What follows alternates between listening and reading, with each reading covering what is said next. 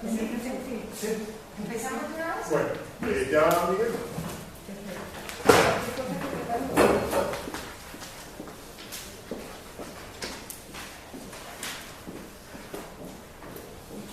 Buenos días a todos y todas. Hoy continuamos con este seminario de profesores.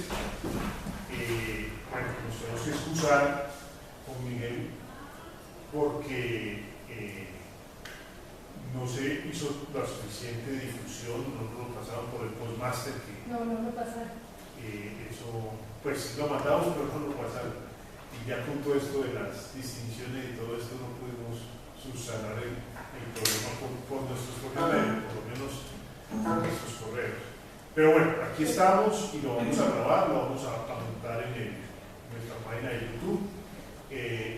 Hoy vamos a presentar a la profesora María Elvira Naranjo su tesis doctoral, una parte, digamos, este título que ella le dio de colonos comunistas alarifes y fundadores. ¿Sí? La profesora, pues, María Elvira, todos la conocemos, es egresada acá en nuestro departamento de sociología, ha hecho un posgrado, una maestría en ciencia política y también este doctorado en ciencia política allá acá de la Universidad Nacional. Ella pues tiene una amplia experiencia en el trabajo, primero en el DANE, luego en la Fundación Social, y bueno, varios escritos sobre lo mismo, y aquí pues nos va a presentar su último trabajo. Y la va a comentar el profesor Miguel Ángel Bertrán, que ha leído muy juiciosamente las 600 páginas de la tesis. Estaba un poco angustiado porque la semana pasada era 450, entonces ya la acabó este fin de semana. Entonces, los dejo con María Elvira, sería como una media hora María Elvira, unos 20 minutos Miguel Ángel, y luego los demás preguntas, comentarios.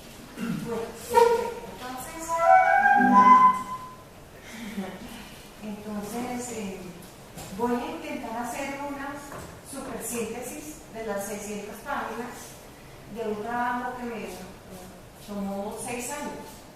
Yo duré 6 años haciendo esa tesis hasta su culminación. Bueno, la exposición he tratado de organizarla en los siguientes puntos. Primero, un poco un super resumen de la historia. En segundo lugar, la importancia de esa historia en el contexto nacional en relación con los asentamientos de pobladores en barrios informales en general. Aunque la historia es referida a una organización particular, pues ese segundo punto intenta explicar la importancia del tema como tal. En tercer lugar, entonces, mencionar la estructura, los antecedentes, el contexto, la perspectiva barrial y la periodización, brevemente. Luego, entonces, 2 preguntas elementales. La primera es las acciones colectivas de los despechados, que son aparentemente acciones vandálicas espontáneas. Pueden considerarse acciones políticas o con una finalidad política. Y la otra pregunta es acerca de si es válido en una tesis de doctorado en ciencia política, doctorado en estudios políticos, escribir sobre la perspectiva, en una perspectiva desde la subjetividad de los sectores subalternos. ¿Sí? Bueno, y por último, entonces mencionar el pluralismo teórico y metodológico que se intentó aplicar, o sea, cómo se hizo la tesis finalmente. Si tenemos tiempo, me gustaría que viéramos 10 minutos un video, ¿sí?, en donde hablan los protagonistas de esta historia. Bueno, entonces, en primer lugar, la historia de la Central Nacional Pro Vivienda, ¿sí?, debe ser construida de manera diversa, plural, por etapas, etc. esta no pretende ser la historia oficial ni la única historia, sino esta es una historia, ¿sí? La organización Provivienda fue fundada en 1959, orientada por el Partido Comunista, integrada por colonos, campesinos, desplazados, artesanos e inquilinos. Y fue integrada con el propósito de constituir un movimiento social de lucha por la vivienda digna a través de acciones colectivas para fundar en barrios populares, intentando consolidar allí un modelo de barrio de nuevo tipo, solidario y autogestionario. Ese fue el propósito de la creación de la Central Nacional Provivienda. Sus acciones colectivas son poco conocidas. Ellos enfrentaron la violencia institucional de un régimen político caracterizado por la antigua especificación de los derechos de propiedad sobre la tierra. Esta es una tesis tomada de Francisco Gutiérrez Samí, en el sentido que este investigador sostiene la tesis de que el conflicto colombiano ha sido un conflicto por la disputa por el territorio, precisamente por esa ambigua especificación de los derechos de propiedad de la tierra. En este sentido, yo pude darme cuenta de que la lucha por la vivienda digna se inició en la Central Nacional Provivienda recuperando ejidos. Los ejidos, como ustedes saben, eran terrenos aledaños a los centros poblados que habían sido denominados ejidos como de propiedad comunal por la corona española, y que una vez fundada la República no hubo una legislación al respecto que quitara el derecho de ser terrenos comunales, esos terrenos ejidales. Basado en eso, el parlamentario Alfonso Barberena, aliado y colaborador de Julio Rincón, comunista caleño y sastre, pudo hacer aprobar en el Congreso de la República la Ley 41 de 1948, que se llama Ley Barberena. Esa ley estableció que los ejidos debían ser dedicados exclusivamente para vivienda popular. Por supuesto que esa ley, como muchas de las otras leyes en Colombia, pues no se cumplía. Entonces había muchas haciendas que habían expandido sus cercos sobre terrenos ejidales sin tener títulos de propiedad sobre ellos. Entonces, con las investigaciones de Jacques Aparic, un urbanista muy conocido, militante del Partido Comunista, se pudo establecer cuáles y dónde estaban ubicados los terrenos ejidales en todo el territorio nacional. Tienen algunos estudios que han sido un poco difundidos sobre cómo se fundó la ciudad colombiana, las ciudades colombianas y el proceso de urbanización, y allí está consignado, digamos, ese hallazgo que fue fundamental para que los despechados orientados por el Partido Comunista trataran de ocupar terrenos ejidales, resistir a la policía y hacer valer la Ley 41 del 48 o Ley Barberena para legalizar su ocupación. Entonces, eso fue fundamental en el inicio de la historia, ¿sí? El Partido Comunista organizaba a los despechados que llegaban víctimas del desplazamiento forzado en los años 50 en centros de inquilinos. Esos centros de inquilinos fueron fundados en más de 125 municipios, y allí en esos centros de inquilinos se daba formación política y se enseñaba a adquirir destrezas para resistir a los desalojos. Se prestaba asistencia técnica en el diseño de los barrios, asesoría jurídica a quienes eran víctimas de estafa, a los urbanizadores piratas, y posteriormente en defensa prestaban asesoría jurídica para defender a los adjudicatarios del sistema UPAC frente expropiaciones del sector financiero, mucho más en los 70. Entonces, inicialmente fue las ocupaciones de los predios y posteriormente fueron ampliando en la medida también en que se fue extendiendo las urbanizaciones piratas. Ellos defendían a los que eran estafados por los urbanizadores piratas, que también fue algo que todavía existe. Ahora los llaman los tierreros, los urbanizadores piratas. Bien, bueno, eso brevemente, eso es digamos como el sentido de la historia, o de la historia que yo narré de Central Nacional Peruana. El segundo aspecto que quiero señalar es la importancia en relación con los asentamientos de los pobladores en barrios informales en general, ya no son referidos exclusivamente a la historia de Providencia, sino a cómo fue el proceso de urbanización nuestro. El crecimiento de las ciudades ha sido en gran parte producto del trabajo de pobladores despechados, y el proceso de urbanización es en la práctica un proceso de expansión de barrios informales. Varios autores señalan que cerca del 70% de las viviendas urbanas han sido autoconstruidas en procesos de ocupación de barrios informales. En Colombia, el origen de la ciudad contemporánea puede buscarse en el largo conflicto social y armado que tuvo como escenario el campo colombiano y como principales víctimas a la población desplazada y despojada de su territorio. La persistencia en el uso de la violencia rural ha sido un factor determinante de expulsión de la población campesina hacia las ciudades.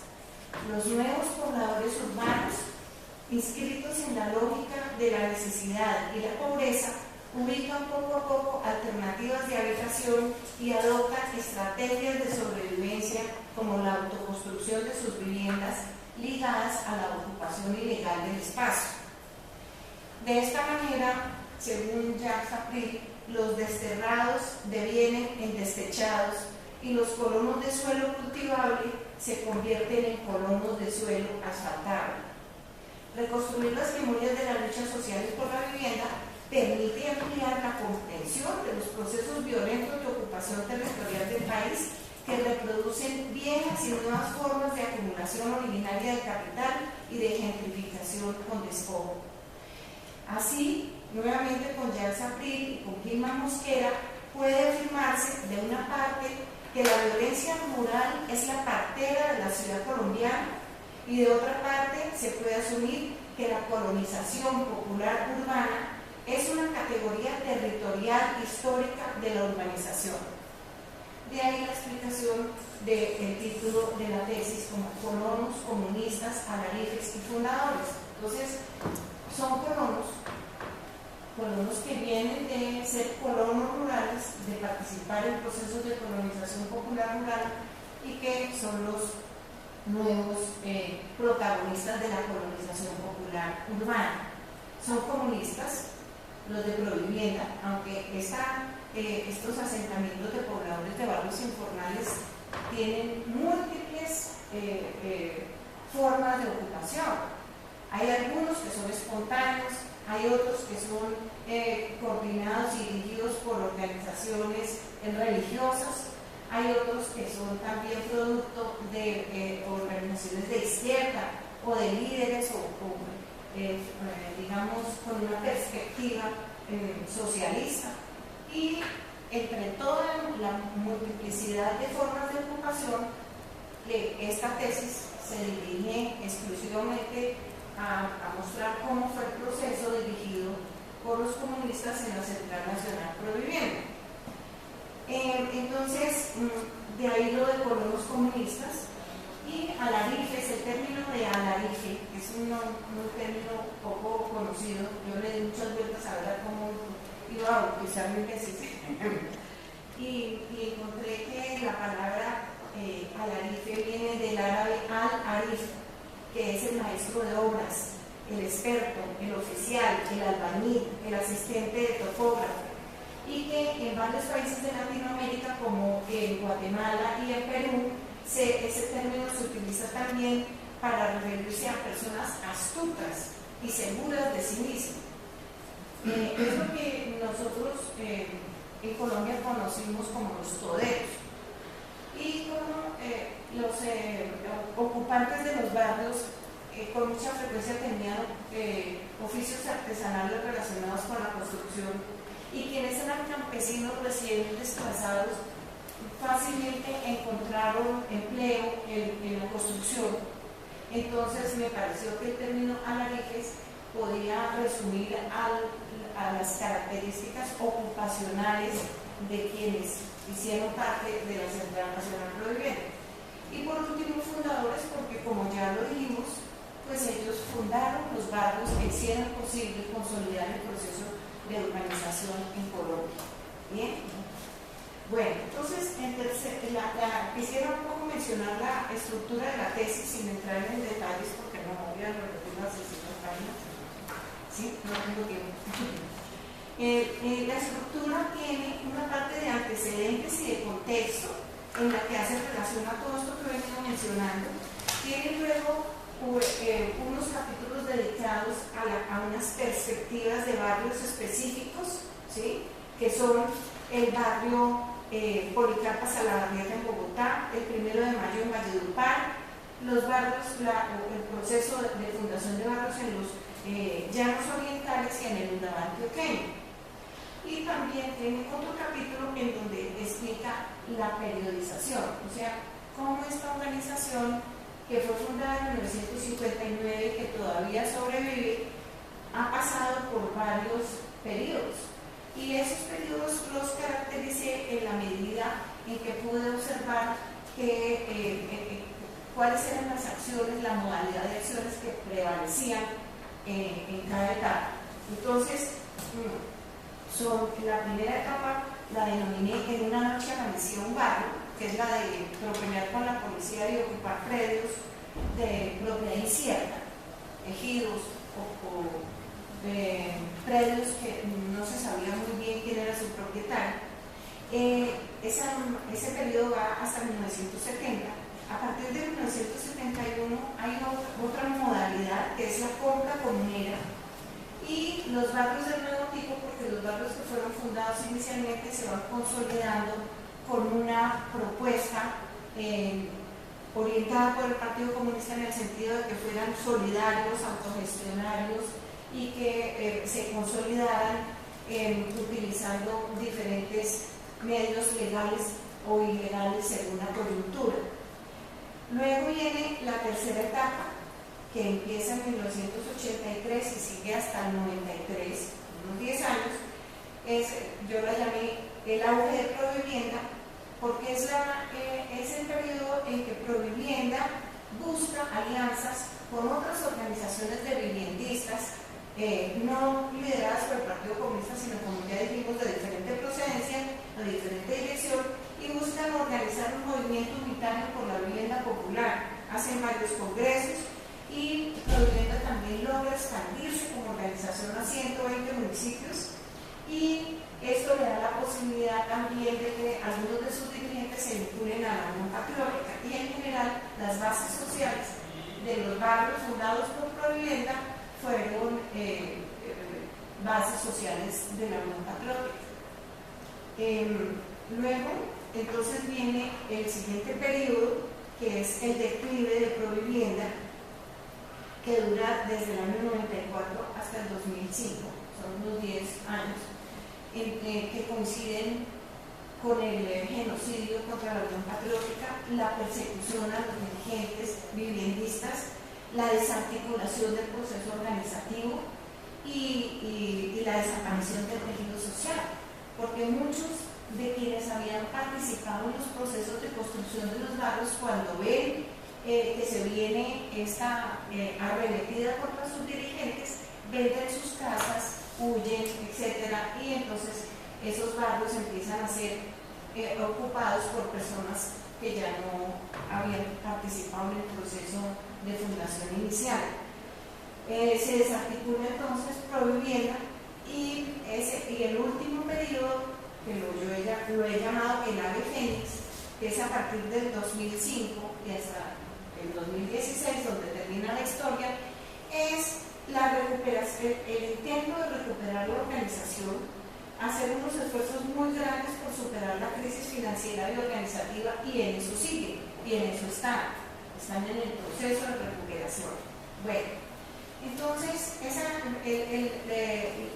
quisiera que pasáramos ya un poco a las preguntas. El punto que yo veía, la pregunta es si estas acciones colectivas tenían una finalidad política o pueden considerarse acciones políticas o no. Entonces, lo que yo pude encontrar fue lo siguiente: originalmente no tienen una intencionalidad política.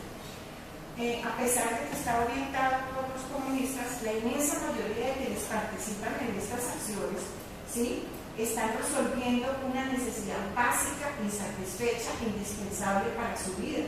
Son despechados, que están en circunstancias límite, intentando sobrevivir, y con la ocupación de un predio, su objetivo es encontrar dónde refugiarse con sus familias. Sin embargo, en el caso de Provivienda, el proceso de resistencia al desalojo policial, la organización para consolidar la ocupación y la solidaridad frente a otras luchas sociales hace que estas acciones se constituyan en un proceso político casi desde su inicio. En el caso de Provivienda, con mucha frecuencia sus protagonistas ya traían una experiencia previa en procesos de resistencia y de formación política.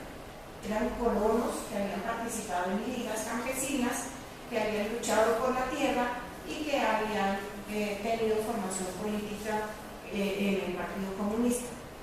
Entonces eran familias desplazadas por la violencia rural. También había familias procedentes de pueblos, artesanos, que también tenían una formación política, zapateros, sastres, barberos, en fin, modistas.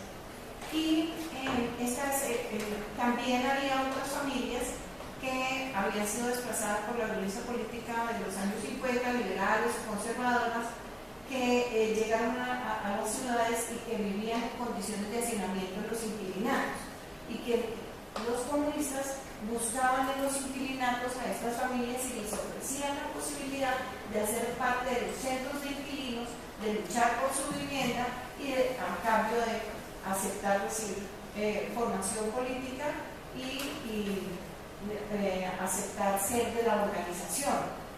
Entonces, en estos centros de inquilinos se preparaba también a las personas para que organizadamente pudieran hacer las tomas de los predios, como podemos ver ahora en el video.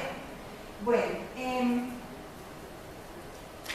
respecto de la interpretación que yo traté de dar, acudiendo a varios autores, encontré como fuentes de inspiración, fundamentalmente, ya lo mencioné, en Jacques Sapir, pero también en David Harvey, en Thompson, ¿sí?, básicamente, y por supuesto en Boaventura de Sousa Santos, para validar por qué yo quería construir esta historia desde la perspectiva de los protagonistas y no desde la perspectiva del análisis del discurso o de la interpretación de categorías sociológicas simplemente, sino fundamentalmente dándole voz a los que no tenían voz. Entonces, en ese sentido, pues me pude dar cuenta de que sí era una acción política, porque además la toma de predios estaba presidida de una planeación orientada por el Partido Comunista y de esa etapa de formación previa